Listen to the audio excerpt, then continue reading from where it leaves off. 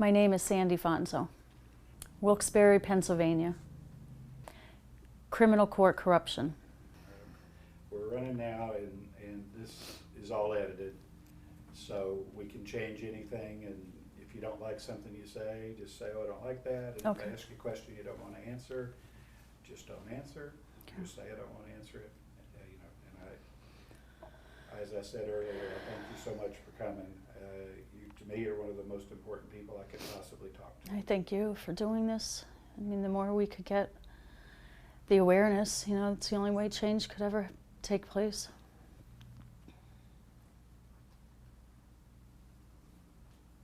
And I will sit and make notes, and sometimes it takes me a while to write them down because I'm not that fast a writer.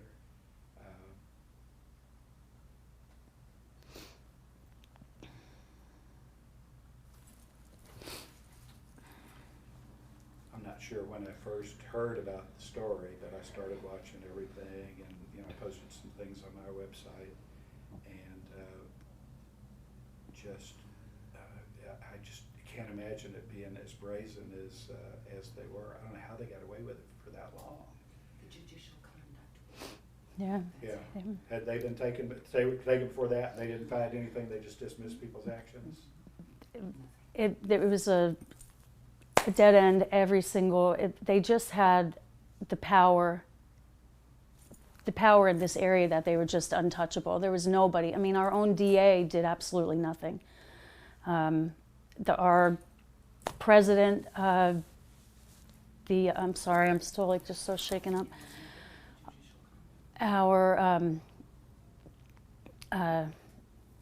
The public defenders, Al Flora, he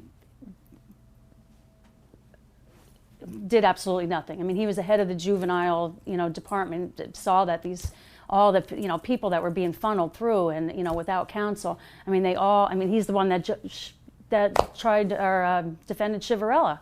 Our president. It's just, there's so many so many levels of the corruption and how all this came about, and there's just so many different avenues that it takes. It's hard for me to imagine it could have been a secret to anybody at the courthouse. All right. Yeah.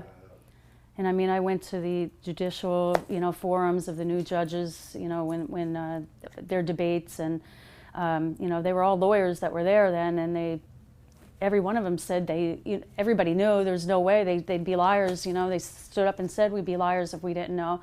But for one of them to come forward, and if whatever information they gave, if there was any kind of shadow of doubt with anything, there goes their law license, and they're done. And nobody would stand up and do anything. I mean, the lawyers that we contacted pretty much would tell you that Judge Chivarella does what he wants to do. You could give me all the money in the world, it's not going to make a difference.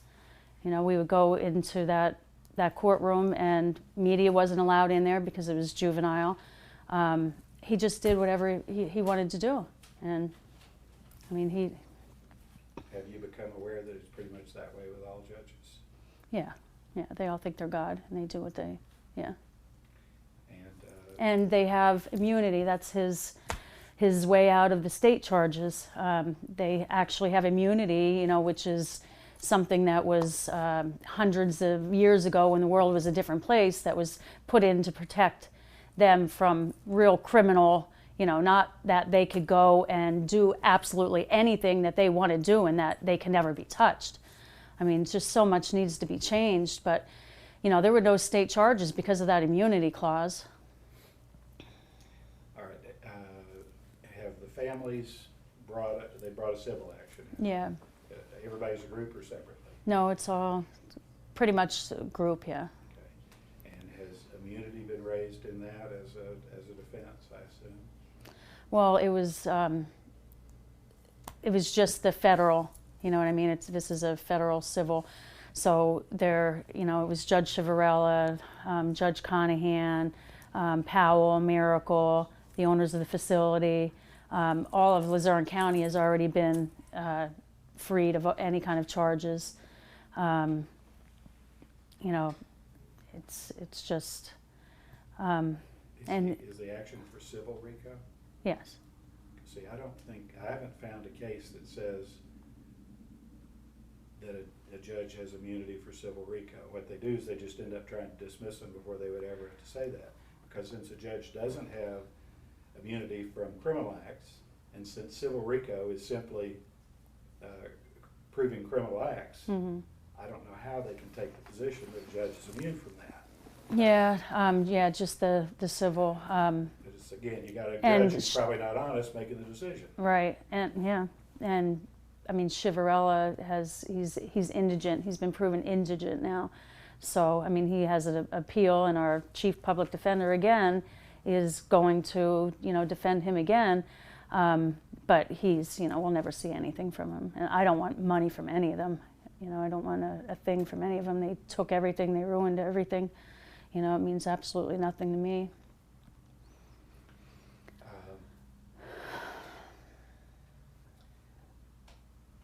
How many people have contacted you? Is it bazillions? Yeah, I mean, I just spoke to someone, did an interview last night.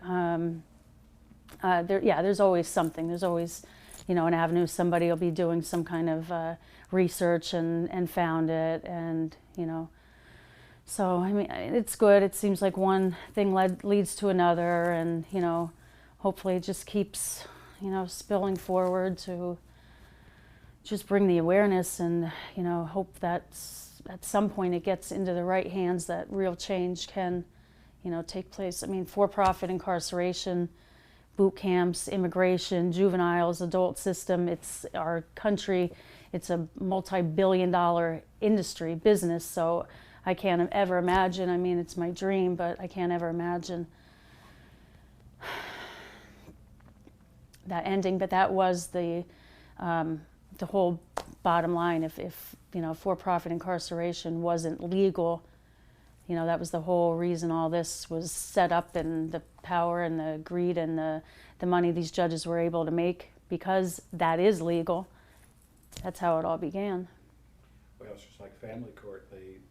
Some law that was signed by Bill Clinton, probably with good intention, pays the states a bounty when they adopt a child out. Doesn't pay them anything if they get them back together with their family.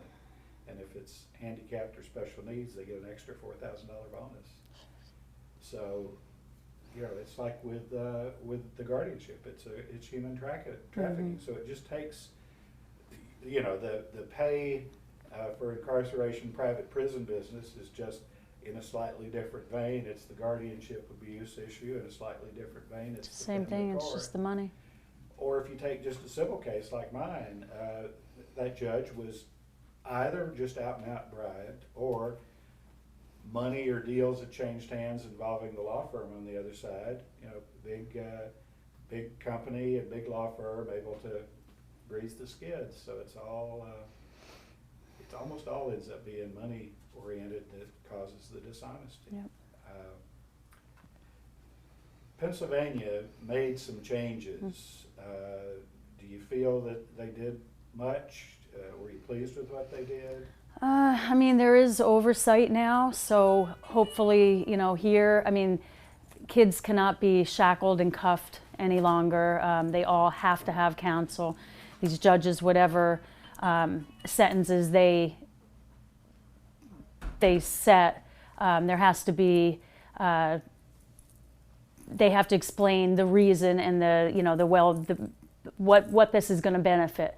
And there's someone that will look, over him and oversight. So yeah, there are, changes that have happened that'll, make sure that there's oversight, and that, exactly right here, that this can't happen again.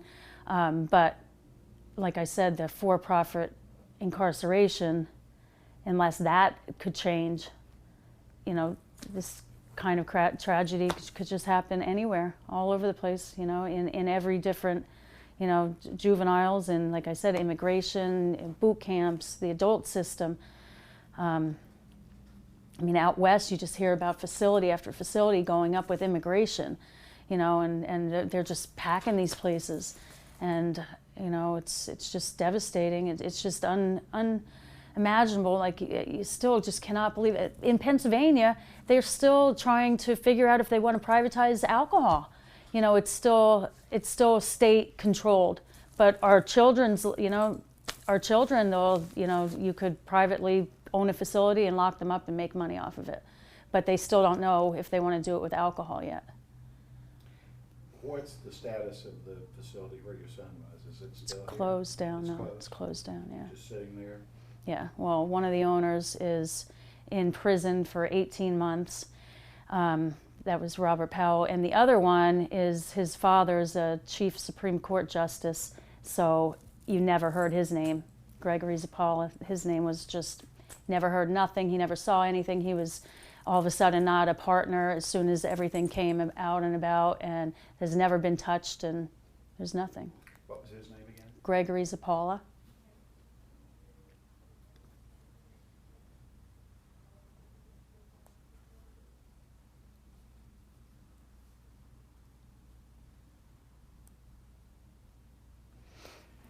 Have you gotten very close to other families who were involved in this? Yeah, yeah. I mean, I've been with the Juvenile Law Center out in Philadelphia, who are the ones that have exposed this and have been fighting it for all these years, and took it to the Pennsylvania Supreme Court, and it was all thrown out, and then took it again. I mean, they're the ones that kept going. But so there was about 300 of us that were with that juvenile detention or juvenile center for since the beginning, So yeah, I mean, we have our meetings and we've gotten together. Before Chivarella was sentenced, I had kind of like a support group for a lot of us, and we would meet and we would just get together just to talk, and so yeah, and it's all really the same story. I mean, the kids have never been helped, ones that have, either they're still incarcerated somewhere, they've never gotten to finish school. There's been, to my knowledge, as of now, 7 suicides. And I mean, we, now believe that the kids were suffering from post-traumatic stress disorder, but there was no, he would take them, rip them from their homes, throw them in these facilities. My son would never would speak about what went on in the facilities. I have no idea how bad it was, but I have heard stories from some of the other kids. And then just take them and throw them back out. And I mean, their names were destroyed. They had these names that they were these bad kids that they couldn't go back to their schools.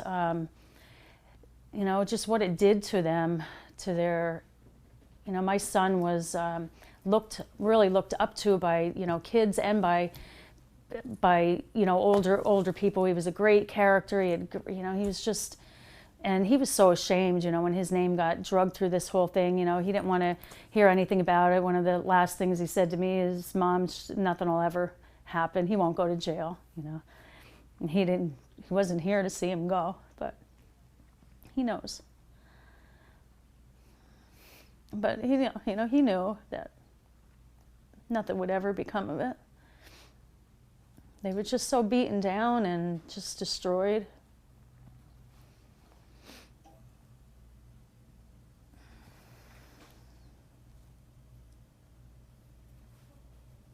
So they didn't reverse the findings on the kids that were incarcerated? Yeah, they did. They threw out they expunged all of their charges, and they had to, and that was a big thing because there were some kids that did have charges that there were victims, and because they were doing this with one saying this judge was corrupt and was on basis of making money, trying them and sentencing these kids, you couldn't expunge the record of one and not all of them, so they were just completely all expunged. But still to this day, there's kids that have tried to get into the service and have not, because it still somehow comes up. It's not totally expunged because it's still following them around, trying to just get an apartment, and they look up the name and see the charges that they had, and so it just follows them. It never lets them go.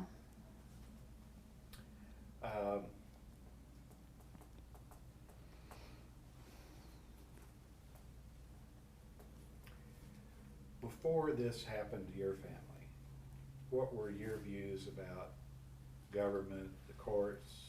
Because I've never ever dealt with anything, there was never anything that I ever had to deal with, but I always, never ever would I imagine, that, when we would grow up, your friend's family, he was a cop, so the cop would come over and talk to kids, give them a little bit of a scare. It was like community was community, it was, everybody looked out, especially for the kids. And when we went in front of that judge, which we never should have gone in front of the judge, it should have been a magistrate, but like I said, they saw to it that anything was funneled in front of this judge. They were all sent in front of him for any charges.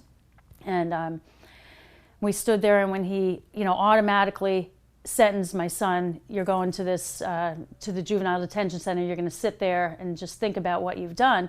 I thought to myself right away, well, that's a little bit harsh, because I'm thinking a community service program, some kind of an after school, like, why are you going to take him out of school to throw him in this detention center? So I thought it was harsh, but then, in the back of my head, I'm thinking, these are the professionals. They have my child's best interest at heart. I would never imagine that any other way, that anybody would, but I was wrong. I was just naive. We didn't know. And, like I said, right away, you knew something was wrong, there was something going on, something wasn't right. The minute he would do this, there was kids standing in a line, 6 of them in a row, and cuffed and shackled, and just, within a minute's time, just all out the door. And the next group would come in, It was like an assembly line. And, you're taking your child, and you're going to be respectable, and you're going to yes sir to this judge, and look at him, and you tell him, and yes sir, and all this. We teach our kids. And I remember one mother said, the right thing's going to be done. We're going to go there, and he's going to do what's best for our child. You go up there, you show him respect, yes sir, and tell him what you've done and all that. And she said, by all reality, we were leading her. They were like lambs being led to slaughter by us, by our, my son, when they shackled and cuffed him, and he turned around, and like the look on his face, like, what's going on here? And I yelled out, and I was told that I'd be taken out of there for an outburst. It was just unbelievable. You couldn't, make a peep in in there. And, the look is just so hopeless, like your own mother, you can't even help. He was in that detention center, and 17 years old. So all of a sudden I get a call, and this is right here in Pittston. It's 15 minutes from here. I get a call the next day. It's my son. He's out in Shamokin at this boot camp. 10 o'clock the night before, somebody drove him he told me, and it was pouring that night, pouring and speeding, drove him to this facility because they needed to fill his bed in that facility. And I flipped out, freaked out. I was having a nervous breakdown. This is my baby, and I'm thinking he's there, and here he's over an hour and a half away. And they told me I had no rights, that they had him now. I had no right at all, that he was in their custody. It was just disgusting. And the people in these centers, didn't even know it. And none of them were professionals. They were these young whatevers, I don't even know what they are, making a couple dollars an hour. And they, the power trips that they had. And, I heard horror stories from the kids. And like I said, my son would never. He was a 6'1" and big, wrestler and lifted weights. And he would never, ever talk about anything, nothing when it could ever hurt him. And it just totally destroyed it, ripped his heart right out.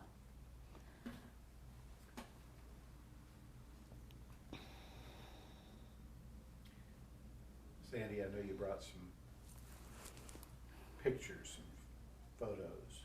Would you like to show this and talk about it? Yeah, these are just a few. I have hundreds and hundreds. I have everything, but this I keep right on my desk for any kind of advocacy work that I'm doing. I like to look at it every day and just know that this is Judge Chivarella, showing the 28 years that he got. They were the front headlines of our local newspaper. His inmate number. He's out. He's far away from here. He's in Illinois.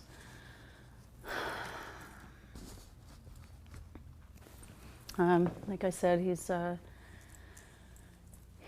appealed, and our chief public defender again, who there's just so many, there's so much wrong here. He's the one that defended Chivarella from the beginning and claimed there was no kids for cash, but he's the one that is in charge of the juvenile department he's our chief public defender, and he went and changed and made it better, so now there's oversight and all this. It's just such conflicts of interest, and he's been in national news because he has been in the paper that he has denied people come if they're indigent and will not give them counsel because he said they don't have enough help. They're way overworked and understaffed, and he's the chief public defender and all this, so he just turned people away. But he is defending Chivarella again. I mean, it's just unbelievable. And I've been trying to get him out of there. I've gone to our new Home Rule Council board and the Ethic board, and they all agree, but he has so much now, behind him that they can't just throw him out of there, and he's just a disgrace too. Our DA,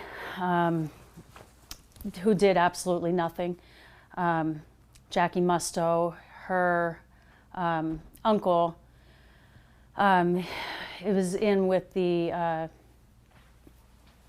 he was waiting to be sentenced now too, his trial for corruption. Miracle, who was the land developer of this whole, he was the big money-making part of this, made it all happen with his money. This whole county he owns, his signs are everywhere.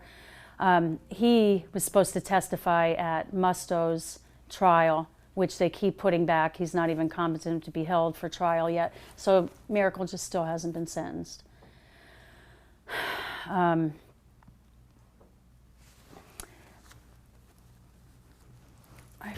I forget which avenue we were going there when I started talking about him.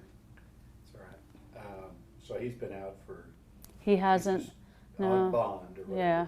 He's the only one that has settled in this civil case, Miracle, and says he's doing it to just make good, that he still, was never in the wrong, that, it was just a finder's fee. He never knew there was anything illegal going on. So the community thinks he's like this big hero around here, because and it's all just a slap in the face, it's.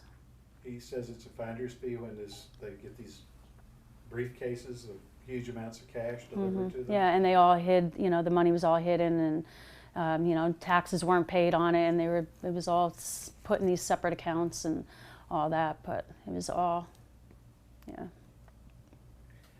Have you spoken before the Pennsylvania legislature? Yes. Yeah, I went with our Lisa Baker and Udicek, our state senators, and I went to Harrisburg and gave testimony, and they our Greenberg senator told me that Pennsylvania has one of the best juvenile systems in the area, and that in Pennsylvania, except for Luzerne County. All over they have such programs, and they have, for one, children are never ever ripped from their home, and unless they're a threat to society or a threat to themselves, but they're never taken from their home and incarcerated and ripped from school. all around, that they have really, really great juvenile programs, and they're seeing, but it was just right there in Luzerne County. It was these judges, just right here. But he told me he would make sure that this got to where it went and change would be made, and it has.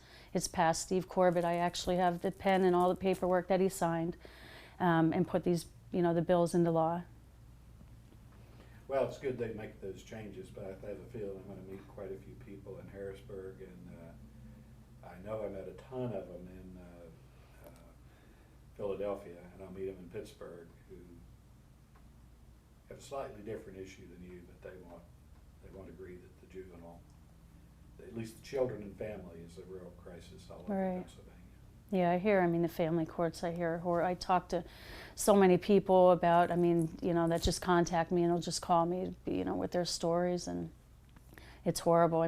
Lackawanna County, the family court system, just horrible, horror stories. It's just, and it's just the money, Money is the means to, it's what's destroying our whole country, It's money, greed, and the power, and nobody cares what that's the bottom line. Nobody cares what it's devastating underneath. But you made the comment about how far it goes back, this concept of immunity. Of course, when you go back and read the original case, it really didn't say what they've tried to say that it says.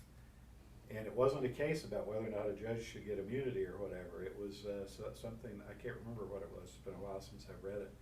But it was just like, all right, I thought, here's the seminal case. This is the case that started it all, and it's going to be about a judge, and it wasn't. It was about some other kind of public official or whatever. And they said they could even be corrupt, or words to that effect, but I don't think corrupt meant the same thing back then. No. And they all have just fostered it because it's in their best interest. And that's exactly what Chivarella, he would just use those, law lingo and change these words around and just made everything suit him, and he knew exactly what he was doing and knew exactly what to say,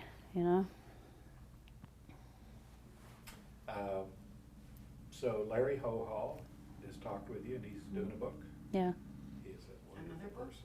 Yeah, he's doing a book on the whole Kids for Cash, like the legal aspects and stuff of it, Yeah. He's gotten involved with Robert Leone, so that's kind of sidetracked him in the book a little bit, but hopefully, he's gotten 400,000 hits on the video. Yeah, so. he, and I was up here for his book signing that he did, and it was great, for the area and the publicity he got for it and everything, and, but this area, every day we turn on the news and it's another one. They just don't get it, with everybody being watched and everything, and it just does not matter. They're just, and I know it's not just the area. I got calls from people outside of this country, across the country, and with the same things going on. Every state, just, horror stories. So it's not just here, but it's just, our mayor now, it's just unbelievable. It's one right after the other. Like I was saying before, our DA, Jackie Musto, that she was Senator Musto's niece, she was, the experience she had, prosecution and how many years she had, and, this whole area here is big Democratic area. And she was just outed by a 28-year-old Republican right out of school, no prosecution experience at all. But people are just so tired of these same people, the same blood going in and running things that do absolutely nothing. And her whole, campaign was, this girl doesn't know anything. That's what we need, fresh people to go in with, ethics and morals. And, Jackie she didn't want to do anything because she was going to be, she's getting older. She'd be judge next.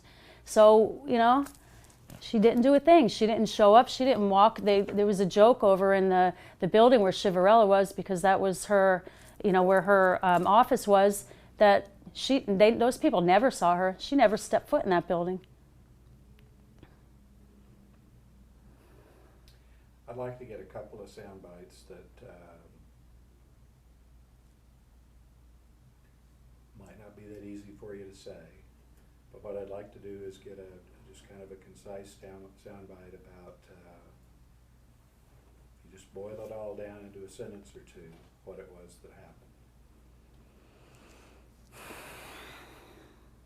Our president judge had the power to shut down the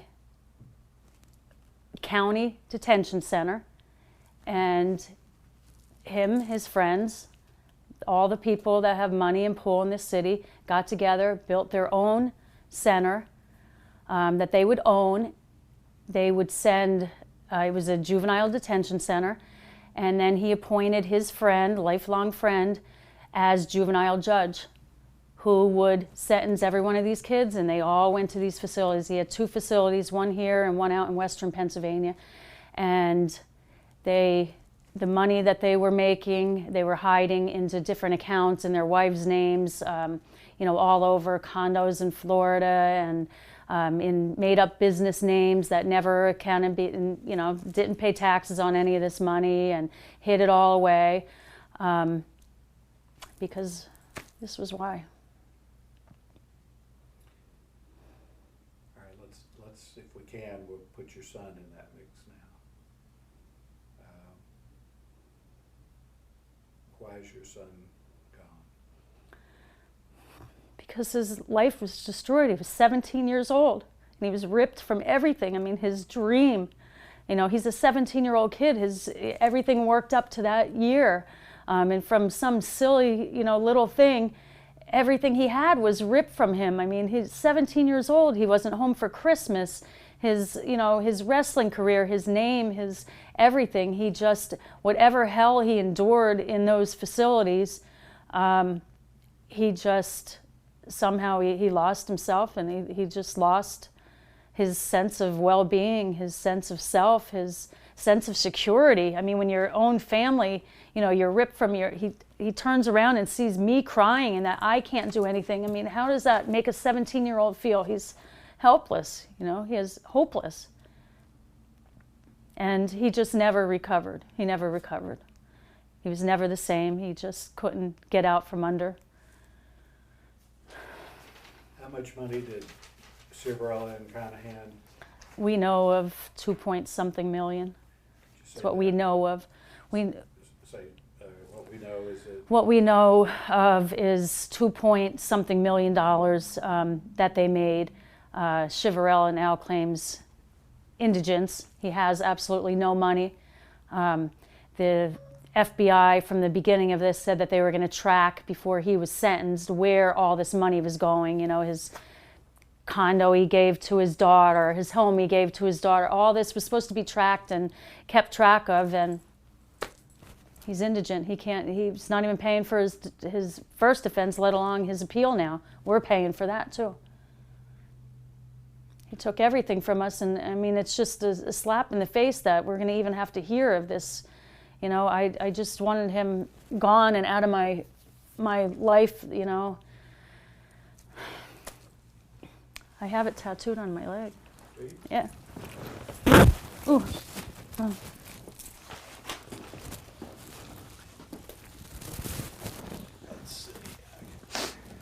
This was I don't know if I could I take this off so you could, yeah, or just hold it?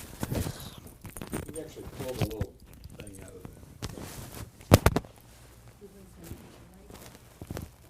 there. This is Lady Justice, and I have Divine Justice. That's the date that Civarella was sentenced, and that's my son's eyes looking down on the whole thing. Very, very powerful. All right, I refocused. So. Very powerful. Yeah, I believe he truly put me on the steps that day, and for all this to come out and bring the awareness and hope that something has to change for the better. Yeah, I read in the paper that the judge said that the judge was biased. Yeah, he was biased. There was conflict of interest. He owned this facility that he was sending kids to keep filled to make money, but he was biased. Let me see the back of your shirt if I could.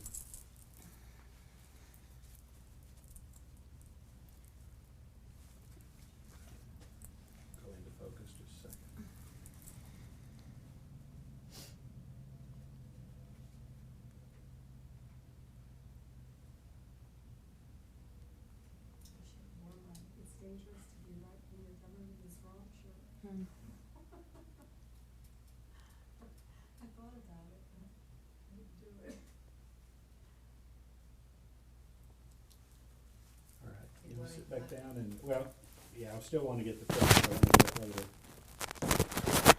Yeah, let me just ask you a couple more questions.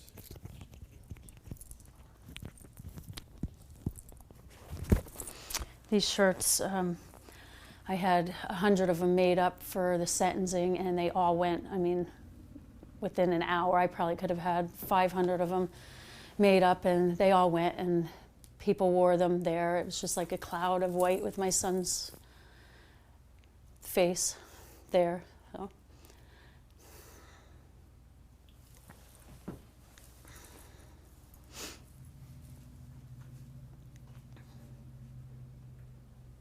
I'm actually shooting it now.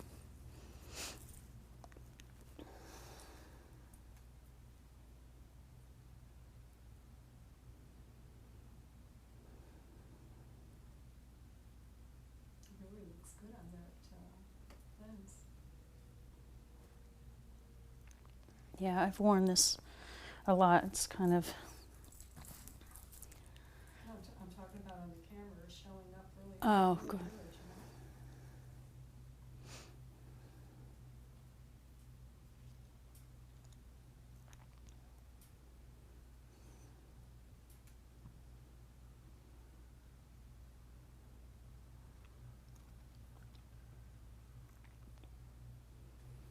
All right, I got that really well, so we won't need you to stand up to do it. okay. It looks good, isn't it?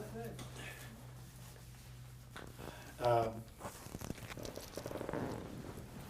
Did you guys have a question you want to ask? I just had a comment about the immunity. Mm-hmm.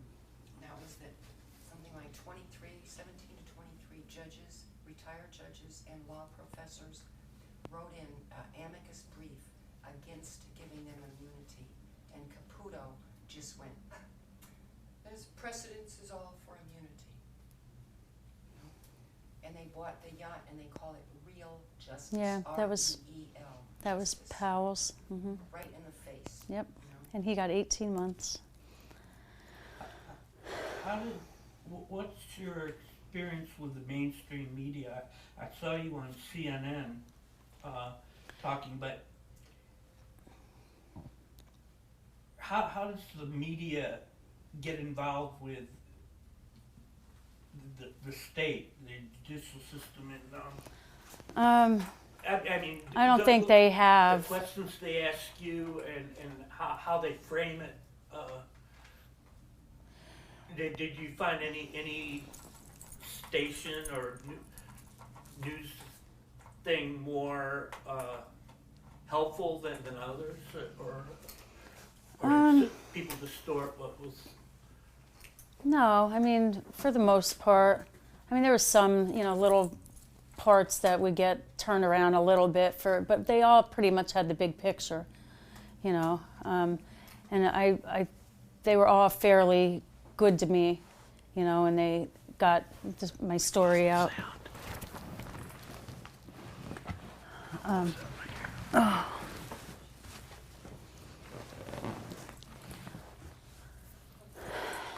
I mean, there was,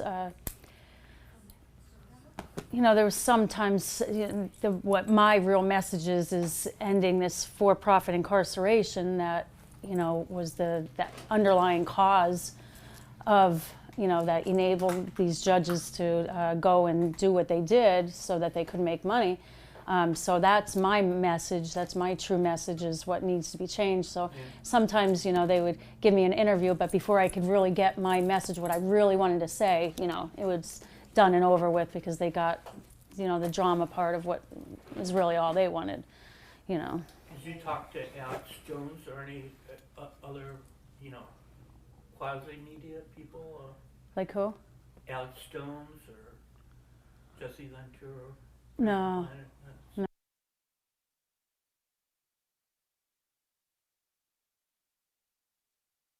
I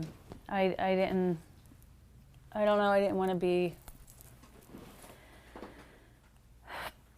brought into that whole thing, I was afraid they would twist and turn things, and I was too, everything was just too raw and too, so I wanted to make sure that whoever I was around, that I felt comfortable around and that I could trust them. I read a few weeks ago that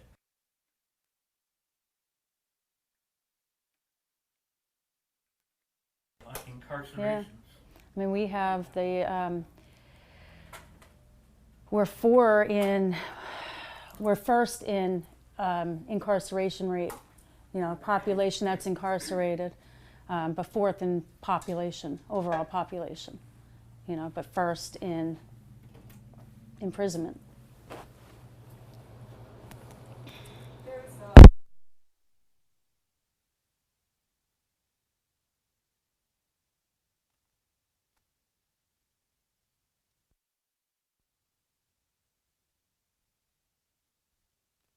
however, it's how cases are monetized. Once they go to court and they're bonded, they become monetized through J.P. Morgan. And this is a racket. And the first is about the federal, at the federal level. However, there is probably an equivalent at the county level as well. There definitely is. With Yeah. child support, it goes into Chase Manhattan Bank, talking about the New World Order. Every order for child support, it's put into the bank, and interest is paid on that for the big banks, you know? So each incarceration and charge is bonded and bundled, and these financiers, these banks,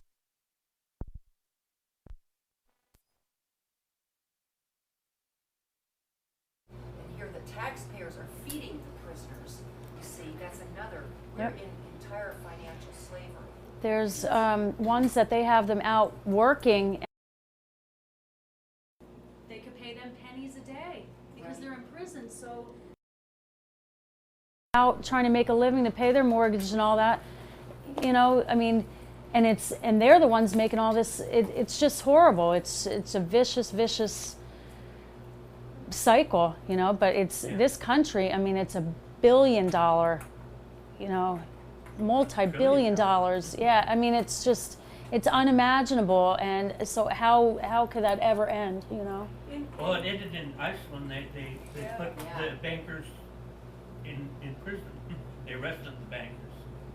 What has to happen is that the books need to be balanced, they need to be reconciled. There's no way anybody or any person, meaning a corporate person, can pass a budget without first reconciling the books. And if you go to the Scranton Library, if you're into research, and go to the Scranton newspaper, Scranton Times of 1936, 37, anyway, April 19th, that, one of those years, and you look in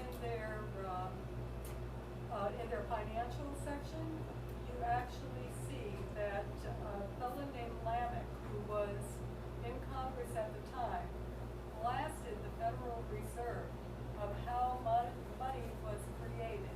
And money was created just by bonding and then putting it to the Federal Reserve in order to monetize it. And all they pay for actually is the printing of that note. So in other words, right now, the cost of printing, when I started looking into it, it was 2.5 cents. That was back in the early 90s. Now it's like 9 cents to print a bill of any denomination. So that means for every $10 of your labor, it costs the Federal Reserve 9 cents to print that bill that you have to pay $2 taxes on. You think you're getting $10, and in essence, you're indebted to the Federal Reserve, the owner of the Federal Reserve, $11.91. That's the way the system works. The books have got to be reconciled. That is the only way out of this mess. And the Federal Reserve is a private enterprise. And in North Dakota, they have a state bank, and a woman, she's an attorney, Ellen Brown, says if all state banks were established, of course, they'd have to be run better than the government. There'd have to be accountability. But right now, we pay 40 cents on the dollar, every single dollar, for interest to this Federal Reserve, a private enterprise. That's why we're in the mess we're in. That's one of the explanations, but it's only it's very complicated, I know that. I understand a chunk of it, not the intricacies, because they make it for that, like. Yeah, I know, condos who and could just- understand it, yeah. But 40%. All right, let me ask a couple more questions and we'll let Sandy go home. Sandy, most people haven't heard this story, and I figure 99% of the people in America don't know that things like this and other things take place. Yeah, I never would have imagined. So what would you say, what can you say to try to get through to people who'll be watching this?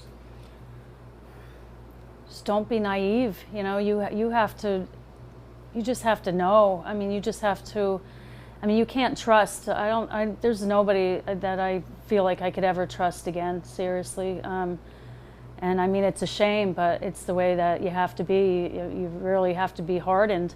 And I mean, just be aware that, you know, I mean, there's evil people out there. People are not all good. You know, I really always thought people were good by heart, you know, especially the children. I mean, and they're not, you know. Money means more than anything to a lot of people. Not to everybody, but to a lot of people. And so before this happened, I kind of asked you this before, but before this happened, you had no idea that the courts could be a criminal operation. No.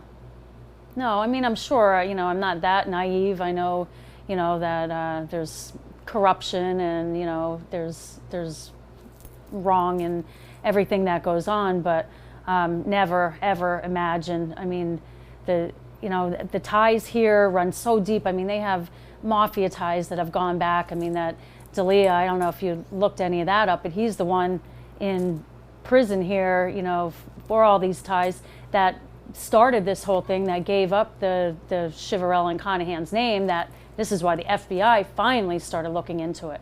But I mean, the ties just, and they said they, you know, it was so big that they stopped it right where they stopped it. And I feel like they did it just to get everybody to shut up, because if the whole big picture came out, I mean, the people above Chivarella, you know, they're the little ones down here, those ones, and where, you know, the whole bigger picture, it would be mass. I mean, what would it be? You know, it's just unimaginable. I can't really wrap my brain around it. I really can't, you know. And all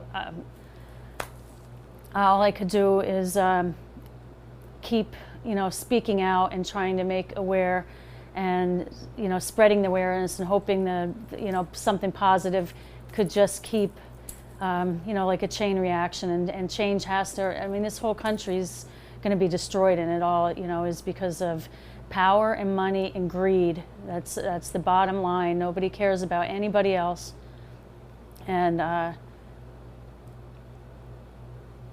this whole country's going to be destroyed because of that, unless something changes. And it's all each individual, you know. If each individual person would just do their part and do the right thing, you know. But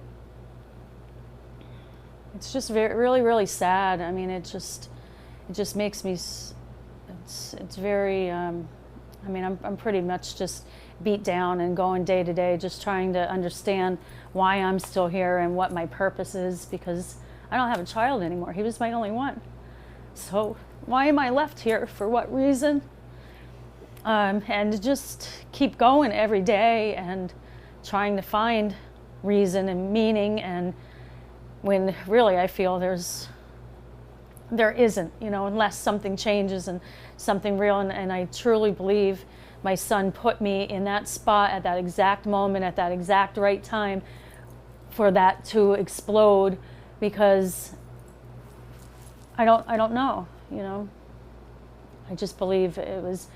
I don't remember even saying what I said. I was at work and flew there from work. I don't remember the drive there. I don't remember really standing there. It just, you know, I can't even watch that, you know, because it was just, it's, you know, I think a lot came out when that happened, and it, you know, I felt peace actually when I was walking away from there. A peace came over me. You're talking about when you confronted somebody Yeah, outside the yeah, courthouse. mm-hmm, yeah. So would you maybe you say that again as a soundbite where you explain what it, because you started talking about it, and you knew what you were talking about. I did, but I don't think that as well. I was at work. I couldn't, I thought when this trial came out, I thought that I was going to be sitting there front row through the entire thing. And when the time came, I could not get myself to be there. I couldn't see his face. I couldn't hear his lies. I knew I couldn't sit there in that courtroom and listen to him. So I was at work, and I would, just following the news every day and waiting for the sentence, or I'm sorry, for the verdict. And I was at work, and everybody, my family, friends, all started calling me and texting me, that the verdict is in, and he's found guilty of this count, and he's found guilty of this count, and guilty of this. But it took all the time that it, and then they finally, and I'm a wreck, at work, and finally somebody sent me, called me and said that the court marshals are going to take him today into custody. And I flew out of work. They told me to go and go, and I flew up there by myself, drove. I don't remember driving. And all I wanted to see was him being taken out in cuffs and shackles and taken straight to prison. It was in February, but it was a beautiful sunny day, and all I kept thinking is, he's not going to see this day anymore. He's going to prison. And I got up there, and that's when I learned that they weren't taking him to prison. They were letting him go into his daughter's custody. So he was walking out of there free. And when he did come out for that press conference, it was his attorney, our chief public defender, Al Flora, that was like proclaiming, almost like a victory. They had this victory, and when he proclaimed there was no kids for cash, and I just lost it. But I believe that I was meant to be in that spot at that exact right moment for all this, yeah. And it was something bigger than me. I believe it was my son. Well, I hope when they finally did take him to prison, it was your son's cuffs and shackles that they used on him. Yeah. It was in spirit, if not in Right. not literally. Thanks. Anything else you want to say? I don't know. There's so much to say. I thank you for what you're doing. If more people could. I'm pretty sure you're Rob Johnson. Yeah. This man came in from Texas because there's a politician running for Senate in his state that was the appeals court attorney for Miracle, and he's running for Senate there and claiming that it was just a tax fraud. It was fraud to the IRS, not to the children. And so this is the type of person that's running for Senate. These are the type of people that are destroying our country, and we can't so he came all this way just to talk and hope to stop this guy from getting a seat in the Senate. And it's people like you, they're actually doing something and not just sitting there and keep taking it, and unless it affects them personally, nobody cares.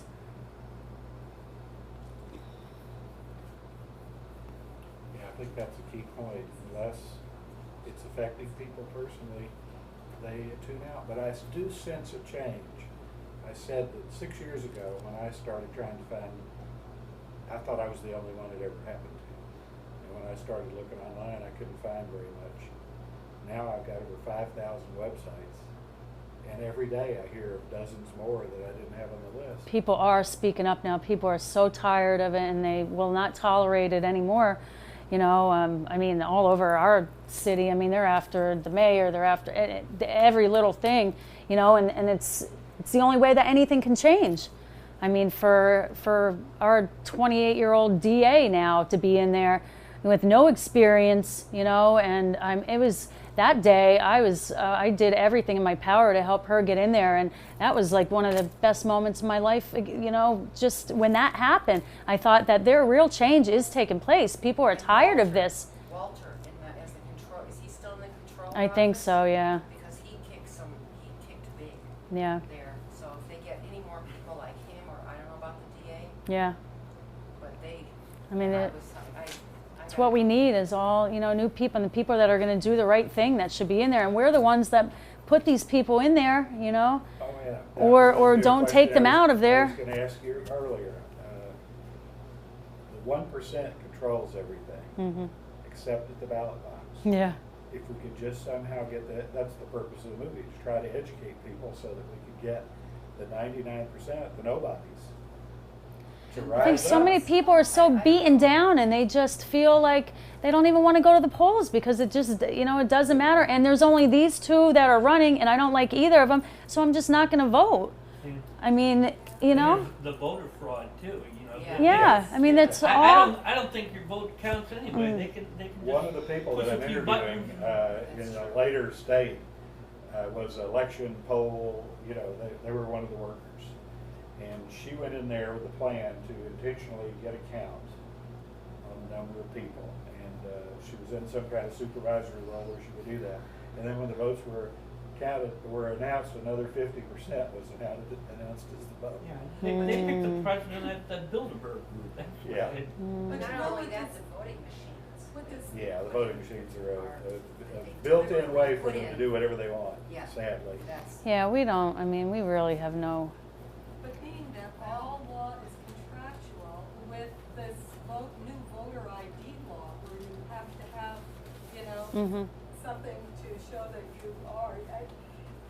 The latest thing here in Pennsylvania is that non-commercial driver's license, but in order to get it, you have to use you have to authorize that your social security number be used as identification. Yeah. So that already. National ID. That puts you under the venue of the Federal Reserve Mhm. System. So, and in Pennsylvania, I'm getting off on myself. Are you a sovereign? In Pennsylvania, well, I'm a sovereign with a small s, and I have a sovereign with a large s that I Yeah. have to account to, Yeah, okay? And, but the thing is that in Pennsylvania, Article 1, Section 11 says that, you know, you should have all this, you could take the Commonwealth to court and all of this sort of Yeah. stuff. Article 1, Section 12 says that laws can be suspended by the power, by the authority of the or by the power of the legislature, or its authority. Well, who the hell is the authority over the legislator that can suspend laws? Thank you. And why aren't they stopping them? I mean, that's right there in the Pennsylvania. well, people could boycott something, and People almost could anything. occupy the streets and NDAA will go into it. Right, and then they'll declare martial law. But if everyone were to unify even on some type of boycott, whatever it might be, or never pay, I have a friend, and I don't ever pay a dime in the court. I'm a former pauper if I ever, you know, whatever. But in other words, hit them where it hurts, the money. Mm-hmm. But, you know, Follow somewhere. the money. I mean, if people were unified and they just refused to support financially buy or whatever, something that was in the mainstream, it doesn't take much. I mean, really, it could be almost anything, but just it has to be agreed upon, or, you know, it has to go around to where it grows, and then it hurts something, and then. They tried doing that with, you know, just don't buy gas for this one day, you know, to get everybody to just don't fill your tank this one day. Or if everybody refused to pay their income tax, you see. I mean, Oh, what yeah, that would do? yeah. Oh, my gosh. Quiet on set. All right, explain to me again about who it is that's running for senator. Rob would, he would know, yeah, his name is Ted Cruz, yeah. And this is out in Texas. But he was Miracle's appeals of court attorney. I mean, he sent me his entire, you know, transcript of the entire court action, you know, that went down, and the big part is exactly what he said, that, you know, the real corruption, or the real victim, yeah, was the IRS. It was not the kids here. So he's running for Senate, on completely bogus explanation of his involvement in what took place up here. Mm. I'm from Texas. Mm. I know a few people down there. Yeah. We need to spread the word. Yeah. Yeah, we definitely don't need, somebody like that. We need to, it's a total opposite people that we need to get in there, and especially, not somebody like him. So. Well, I won't get elected this year to the House of Representatives, but maybe next time around. Yeah. I won't travel You're around the country next time. Yeah, you're way too busy Every single this one time. of them. Unless if 60 Minutes does a story about the movie, then I might get elected. Yeah, So. that would be. Watch them. You know what they did with this word sovereign, by the way? And there's so much more. But they took the term sovereign, it was a CBS maybe, and they did some kind of maybe 60-minute report, and they falsified it because what they did is they represented, quote, sovereigns like myself or Nikki or all these people really trying to effect change. They labeled them all with militias. They did, yeah, basically they did. I mean, and another thing, they have the State Justice Institute in Virginia that our taxes pay for, and they write books on how to defeat pro se, or they call it what, disgruntled litigants. Yeah. Are you, like you would be a disgruntled litigant, I would be. Yeah, Don't even come near me with such an asinine title. You look at my evidence and then tell me, But that's what this State Justice Institute, they call it. That's exactly what it does. It put out an anti-government handbook that supposedly people like me and others, are these terrorists. Evidence of people are becoming more and more psychic and will continue at a very accelerated rate to get more and more psychic, and they will just recognize, hey, that guy's a crook. Right. They're stealing our children, they're stealing our money, they're stealing our freedom, and everybody's eyes and are the shut. government They need knows to really this. open their eyes. They know this. The elite and the government, and they're getting ready for it. There's going to be blood this summer, and it's going to get, it's going to get harder and harder and harder. This movie's coming at a very good time. It's Perfect winding timing. down. The last- And I think it's going to be good. I think it's going to be, The last thing. I'm that planning to win the Lawless- Academy Award. Yeah. Last thing hey, that I never finished that with the reporter when he was here, but You did say did- that. You you did. did Yes, say you that. did. yeah, Yep. but I don't know that I carried it out to No, exactly you why. I said did. it. That's right. I You said said it just the content right. is phenomenal. If we don't win the Academy Award, it's because we hire editors who do an atrocious job. I'm not going to let that happen. No. No. The last thing to develop in the developing body is the central nervous system, okay, the autonomic nervous system, and that's what this is part of, and this is beautiful. Mhm. Yeah. But it had to take a coming together, and I guess the trauma in different areas in order for Well, the what's- oxygen to get there. For years, I tried to get people to send me their report, their corruption report is what I called it, and I get a few. And the minute that I announced that I was doing a movie, it was just, well, I'll tell you, that part of the reason for the movie is we were down at the Dallas Fulton County Courthouse getting people to sign petitions saying that they want honesty in government. And one day we were down there was like 2 or 3 of us, and a lady came out, and she works for 3 of the judges as a clerk. She must be some kind of, not their main clerk, the one who does a variety of just paperworking functions. And she said, they all know you're out here. I said, oh, good. And she said, listen, next time bring a camera, because they really hate cameras. Mm-hmm. Yeah. And so the next time we took a camera, and we had 10 times as many people come up to us. Matter of fact, we had lawyers, who would come in and say something, and then when they came back out, they would say, I'm going to anonymously let you know who's the most corrupt judge in the entire area. And then I got information about another Cobb County, which is where I live, judge, and I thought for sure it was going to be the one I think is the most corrupt, Adele Grubbs, but nope, it was somebody else out there. And he sent some information that if he was to come out and say this, his career would be over. But he sent some information, and so, boy, the next time we went, tons of people. So that was why I threw out, when 2 years ago, we had a thing called the Save Our Constitution Convention, SOCK. We had 1,300 people on an online who were registered, participated. Don't know how many others listened, online video conference, and we were discussing what the challenges are to trying to get something done and how we could put a plan together. And, I said the biggest problem we have is apathy, and that so many people don't know about all this. And somebody said, well, what other ideas you have that we can do? I said, well, if I have to, I'll drive around America until I meet 1 million people and convince them it's real. Because my theory is that we all can figure out 200 friends if we really work at it. Mm-hmm.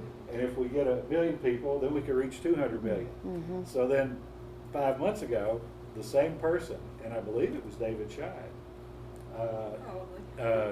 said, Bill, whatever happened to that idea, but you're driving around to all 50 states? I said, well, if I go, I guess I should take a camera. And then it was instantaneous, and especially a guy named Pat Brady in Rochester, New York, who I just filmed 2 days ago. Pat just sent me an email while the show was going on. He said, Bill, this isn't just an idea. This is, he said, a very, very good idea. You've got to do this. And now we've had thousands of people submit their corruption reports. You know what? I was immediately attracted to your thing about making Facebook the new mainstream media, because Or just the internet. yeah. I mean, the TV's gone. I don't look at the TV anymore Oh, yeah. for a year. Well, see, what I've proven is that if Google loves lawlessamerica.com, loves it, indexes the site like every 12 hours. Watch Google then. So yeah, I know they are, but for the search engine, they just know that we're an authority on judges and corruption stuff. So if I have somebody that puts a story on there, it is in the search results top 10 for that person within usually 12 hours. So this judge that gave me an order that I can never file another lawsuit who falsified the transcript and assorted other things, Judge Jerry W. Baxter. When you get home tonight, do a Google search for Judge Jerry W. Baxter. Realize that a year ago, the only thing you would have read about would be some cases that he had handled. Now, 5 of the top 10 search results, or 4 of the top 5 search results are us. And the second one is a video done by this Pat Brady, who said this was a very, very good idea, awarding him the Horse's Ass of the Year award. Yeah. And it's a YouTube video, and so you get the little window right there. You can actually watch the video. You don't have to go to YouTube. You can click it right there. So we can get them up there. And so what I tell people is, if you'll just go on and put a story or send me a story that I can easily put up, we'll expose these guys. And of course, now with all this, by the time we have a chance to, where the dust settle after I get back home, we'll have all this stuff put up out there, and it will be incredible because they'll be all over the search engines. There's absolutely a way for us to dominate the search engines under corruption, judges, Put the government, right words in there. Absolutely. because the mainstream media isn't gonna cover it. No. Right. So okay, if they don't cover it, it's wide open for us. I think my family court judge figured out how to. It used to be you go on the robing room. Yeah. There's judge side, Yeah. and A couple of those have I disappeared. think my judge is the one who somehow figured out how to make it disappear from the search engine. Yeah, you can still find it if you Well, put you it. can pay people to do that now. Yeah, I see it I think that's advertised what online. it Yeah. is. Well, That they A judge in Jones County, Georgia, issued an order of criminal contempt against a registered nurse named Evelyn Ennis because she set up a website to expose the corruption in her county. Yeah. She was never a party to anything in his courtroom. Yet he issues a criminal contempt citation, sends people over to arrest her, bring her into his courtroom. He orders her to take the website down. He gives her like a quick trial. She was never given her due process rights, and ordered her to go to jail for 20 days. Well, she appealed and tied it all up and everything. And make a long story short, she came down. She was one of the ones down there with me doing signatures when this woman came out from the courthouse to say, bring the camera. Just a delightful lady. And she was asking me, she said, do you think I should work out some kind of settlement deal and agree to keep my website down and to not have to go to jail? Wow.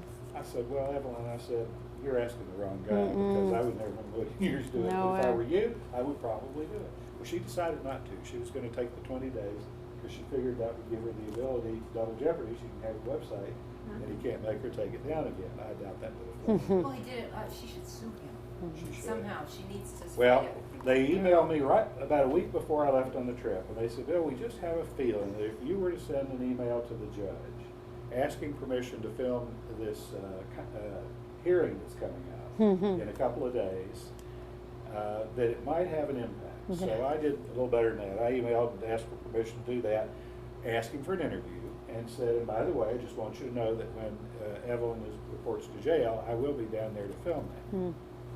Get an email back first thing the next morning saying, well, I can't give you an interview because it's an ongoing case, but you're welcome to come and film in the courtroom. The day before I left on the trip, I got a call from Evelyn's boyfriend, Dr. Thomas Sacchi, and Dr. Sacchi said, you probably will guess what happened. We got, our lawyers got an email from the judge this morning calling off the hearing. Of course. And saying that he thinks he may have to reconsider in light of Twitter and Facebook his ruling. Well, last Thursday he dismissed the charges. Yeah.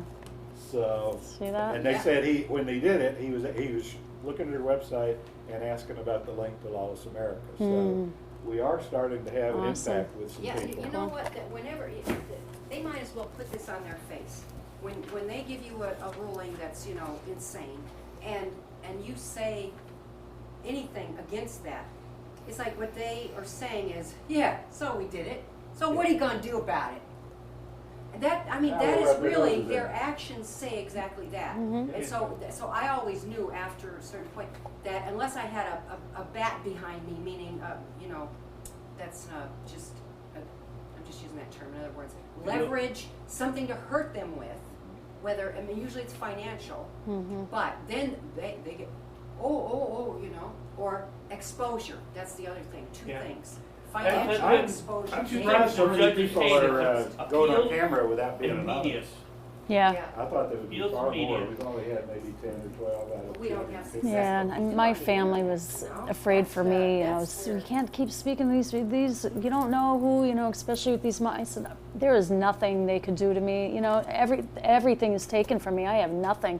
My son was all that mattered. I could care less what they do, what they try to take from me. I have nothing. I could, So I'll talk to anybody. I'll do anything. Well, that's kind of what I said. People said, "Oh, aren't you afraid?" And I said, See, "No, that's I'm not what afraid." gives you purpose. Yeah.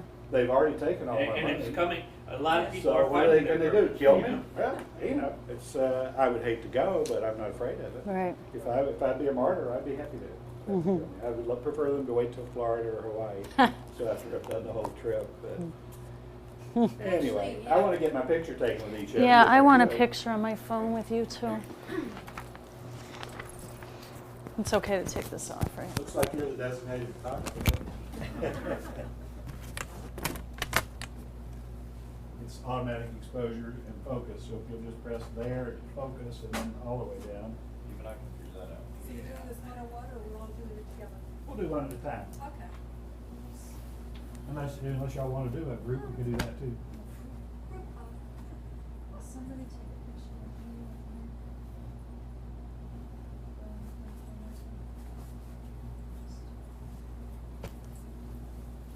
I started out, we didn't do this, and then somebody asked one day, and I said, sure.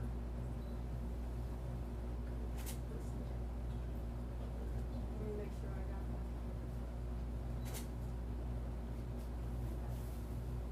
Thank you. Oh, Cindy, thank you. I'm so sorry. I Yeah.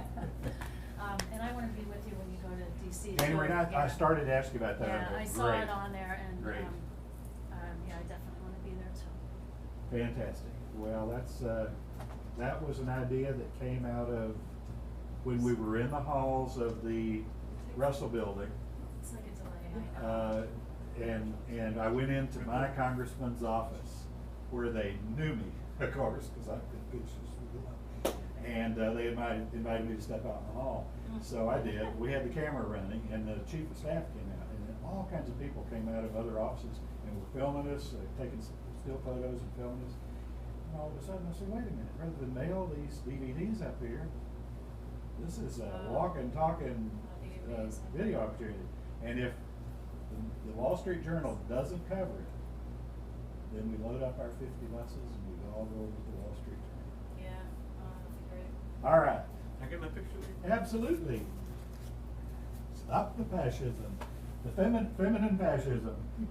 It's not just feminine, that's. Oh, Rob, would you mind doing a couple more? I don't mind at all. We're doing with each of the ladies and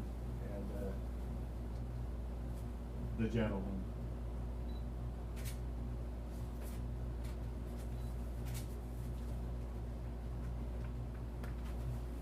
All right. Oh, this is the funniest lady in America. If this were a Is she? comedy, she would win the Academy Award. I wrote that on the site. She wants to be the warden. She'll work for free in the warden in the prison where all the corrupt judges are sent. Oh, no, I that's wanna do where I that, would I'll be. help. That's where I would like to be too. Thank you, ma'am. Thank you so much. Oh, Thank you. my pleasure. I just Now, appreciate it's everybody's first thing time. tomorrow morning, you're leaving? Yeah, So- we start at 9 o'clock in Harrisburg, and we've got Harrisburg, like okay. 16 in the first day and 12 the second day. And then Pittsburgh was one person, and now it's up to like You're such a 16. popular guy. It's going crazy, which is great. Good. That's great. I wish you were swarmed a little bit more. I haven't spoke with a lot of media, tried getting with a lot of media Did you get me? to get here. Did Sue Henry from the WILK News Radio, did she contact you? Not that I know of, but I can't ever, if I catch the phone, Right, there's so many, but otherwise, Mariana Lubis, somewhere in North America, takes the messages and sends me an email with those. But if she did, I'll sure get with her. And, Okay. so, are you from Texas? I live in Austin. Do you? My son lives there. Oh, great. It's a great city. Oh, it is a fabulous place. I went to the University of Texas my first semester and hated it. My bachelor's from the University of Texas Health Science Center in Dallas. It's great. I was born in town. We were in Oh, Dallas. wow. They So were- something else. My son's girlfriend is a legislator's aide or whatever. Great. I don't know his name, but her name is Leanne Lauderdale. It doesn't ring a bell, but I bet we've crossed paths. Probably. So do you work in the Capitol or? I don't, I do political and corporate communication. But Well, I worked in the Capitol for about 10 years. One of my 25. closest friends in the world is Cam Hance. I know Kim very well. Chancellor Haynes. The Hansler, as I call The him. Hansler, that's good. He was the chapter advisor of my fraternity. Oh, really? And then my senior year, he was practicing law at that point in Lubbock, and he had a little scheme. He said, Bill, or Billy, I think they called him back then. He said, these kids get busted for like stealing a piece of beef jerky at 7-Eleven, and they put them in jail overnight, and they don't let anybody go down and get them out, and they don't know who to call or what to do. He said, you ought to start, because I was a student entrepreneur, I had all kinds of businesses. He said, you ought to start a bail bond service. So I started the student bonding service. I went out and printed up, there were 20,000 students, I printed up 20,000 business cards, never dreaming I would be able to hand them out to everyone. Right. But I got quite a few of them handed out, and so That sounds decided like- not to go to law school after going through that experience. Because I had little simple things, but I Went to made. finances though. I gave all the students a 10% discount, and but then one day I was convinced to take somebody who wasn't a student. Oh yeah.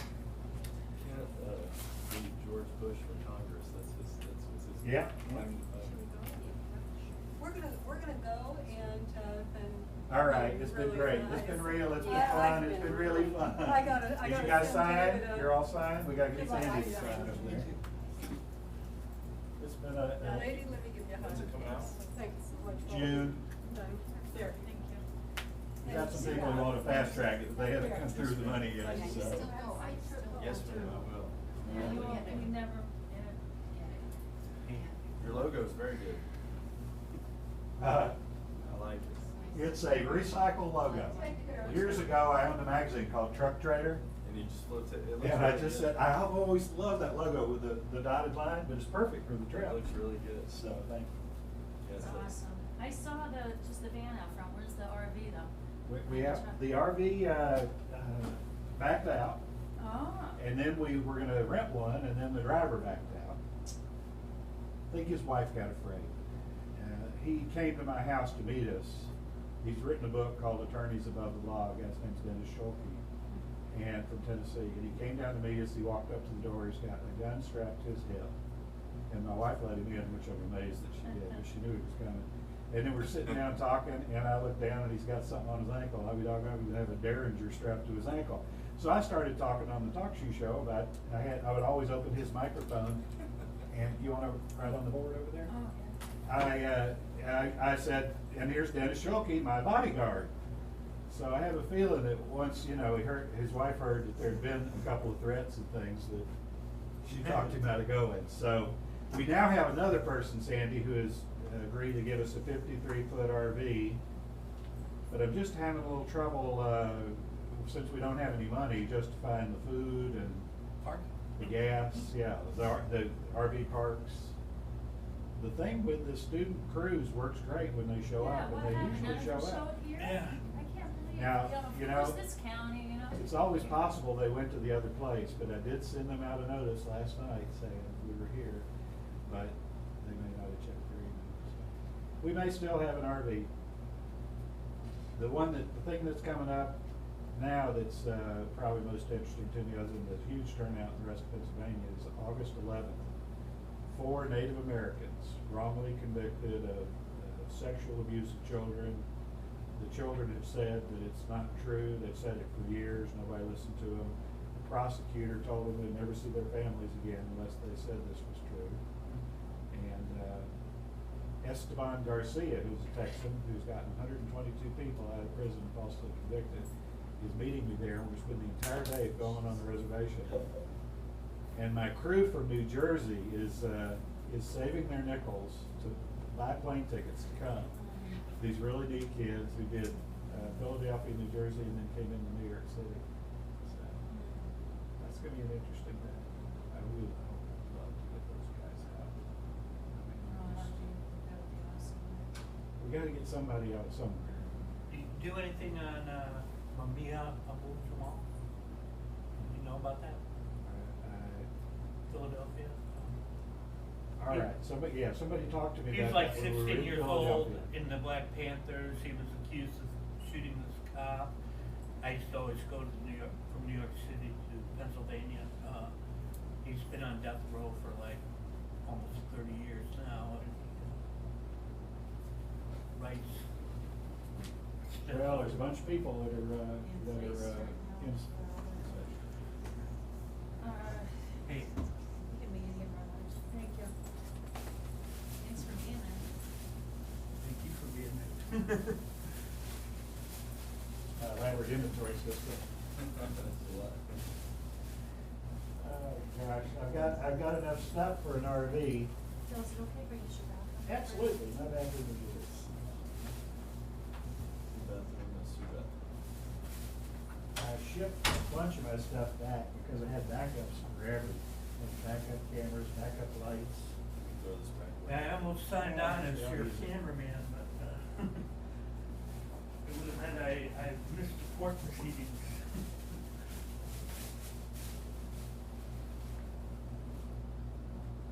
Well, things can get better. They'll shrink. So how far are you along on this whole, Well, this is day, I'm just thinking you're running out of room on board. day 38. Yeah, people have already started signing on the back. I'll have to have at least 2 of those. We're only 25%. So it's definitely going to be a 2-board trip. But that was just an idea. I just thought, you know, it would be nice to have something. So if we do win the Academy Award, they'll go up on stage. I'll carry that up. Here's the people. Will you put these pictures on, They should go on the website, but that's also been kind of hit and miss, but I'll try to put them up tonight. But we've come up with a system for people to do the things that I don't have time to do. They're still waiting for me to do the personal things needed to be able to do it. I just need a day somewhere where I can just sit and do nothing. Couldn't find media, so that Oh, thank you so much. Oh, that's awesome. see me in the movie. Love it. Nice to meet you. Glad you're doing this. Austin, October 1st, 2nd, and 3rd, I think. So if you get a chance, we're going to be at the Capitol allegedly. Great, I'll shoot you an email. Great, So, good. Oh, that's a good cartoon. Thank you so much.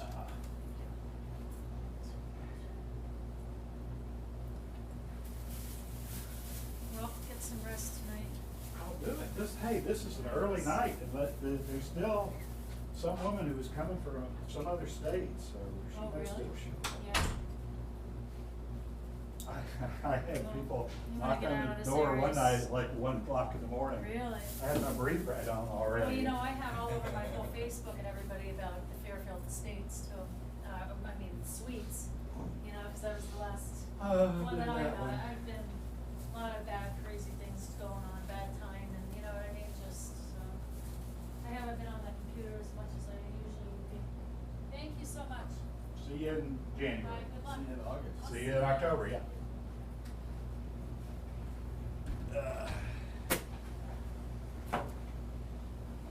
Probably should have told, should have told you, I was going into the family court and I had this badge on my person, Uh-huh. you know, for my family. Wasn't wearing it, but I had to put it through the metal detector. All of a sudden they confiscated it from me. And, so I had to write this long letter to the head of the court administration saying that, you know, your cops don't have a right to seize my property under the Fourth Amendment. And, you know, I explained the situation, how I was going to sue the entire family court system, and, you know, actually, I had the badge because I'm writing a book, and that was gonna be the cover of the book. So finally, after like 4 months, they sent, the head of the thing sent it back, but they said I was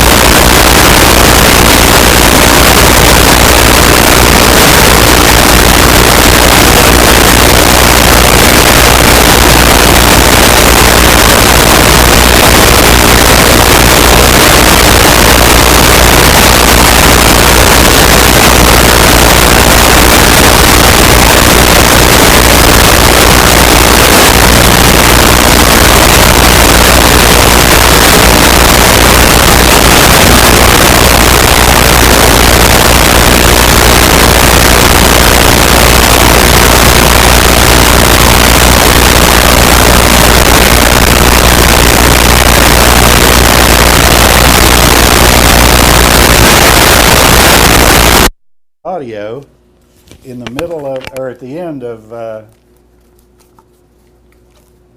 Sandy. It's fixed now. She jerked it real hard, you know, once. Remember when she got up and it did something to it, but it's okay. No, thanks, I'm good. I'm just going to